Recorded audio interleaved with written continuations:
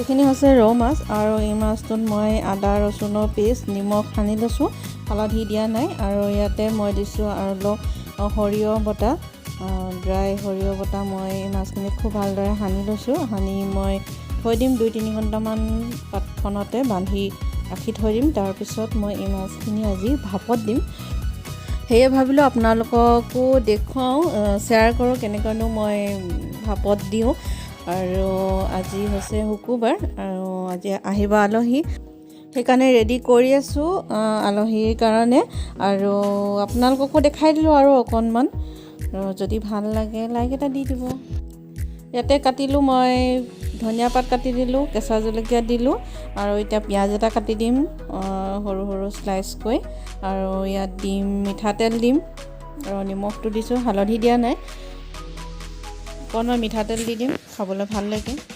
আৰু স্বাগতম জনাইছোঁ মই আন এটা নতুন সৰু ভিডিঅ'লৈ। আৰু ভিডিঅ'টো যদি চাই আছে ইমানখিনিলৈকে আপোনালোকৰ বহুত বহুত ধন্যবাদ থাকিল। ৰেচিপিটো যদি ভাল লাগে ঘৰত এবাৰ ট্ৰাই কৰি চাব পাৰে। এতিয়া পাতখন মই গেছতে অলপ সেমেকাই লৈছোঁ। এনেকৈ সেমেকাই ল'লে মেৰিয়াবলৈ সুবিধা হয় আৰু পাতটো কোমল হৈ যায়। তো সেমেকাই লৈ গোটেইকেইখন পাত মই সেমেকাই ল'লোঁ আৰু এতিয়া বান্ধি দিছোঁ, তেনেকৈ বান্ধি দিছোঁ।